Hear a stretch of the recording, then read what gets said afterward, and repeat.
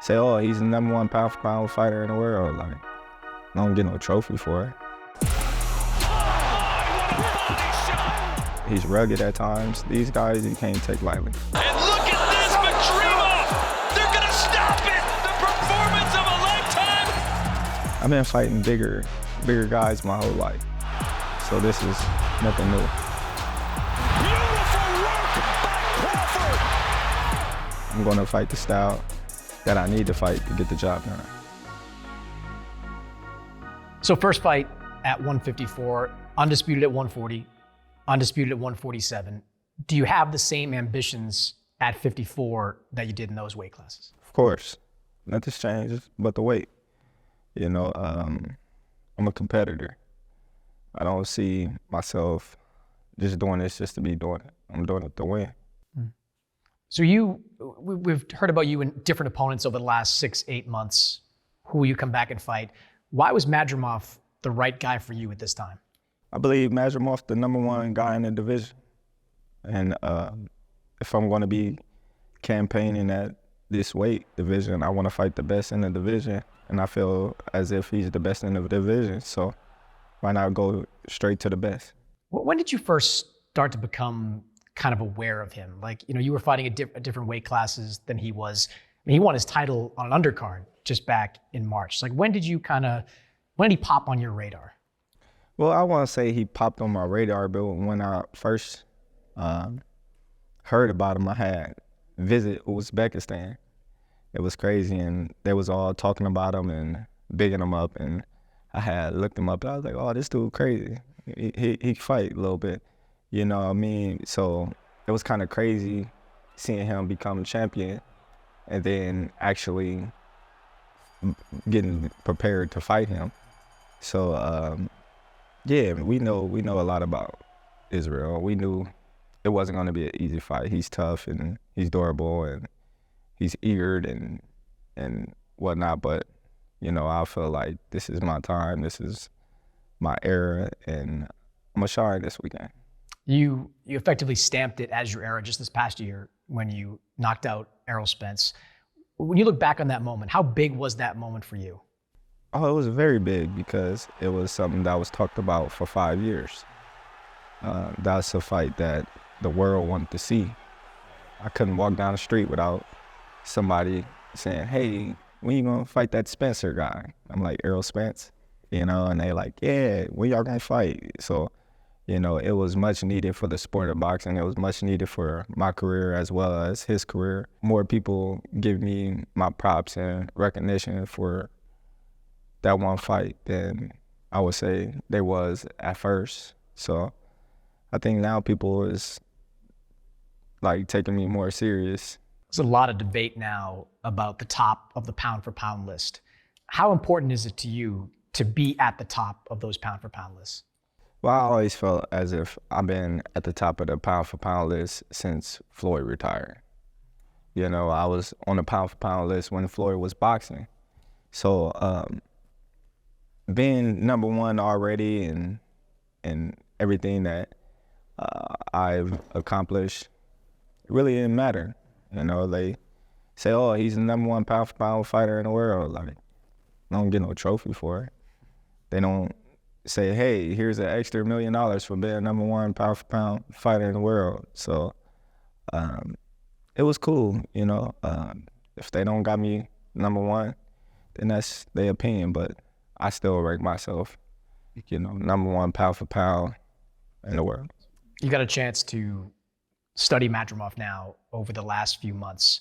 He's undefeated, good power coming off his championship win. You're a student of the game. What makes him a good fighter? Oh, well, you know, we all know he's strong. We all know he's smart. He got a good amateur pedigree. He got good footwork. He elusive at times. He can do a lot in there. He can counter.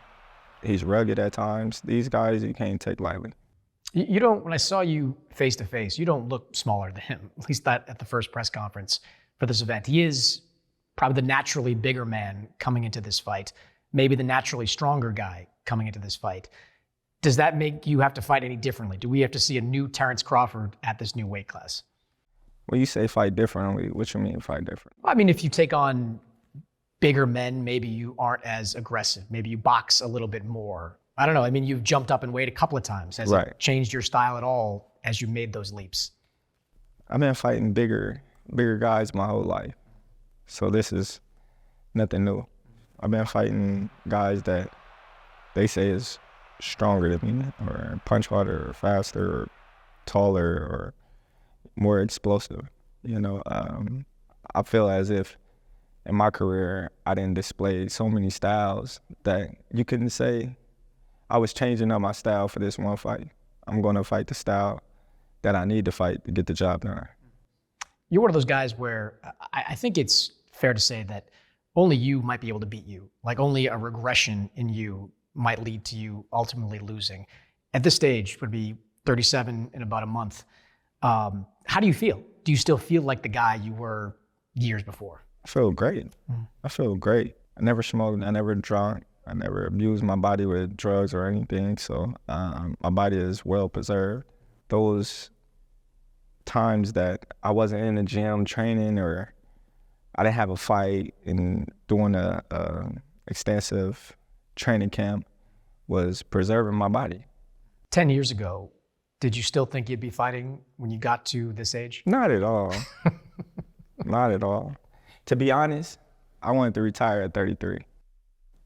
I used to always say 33.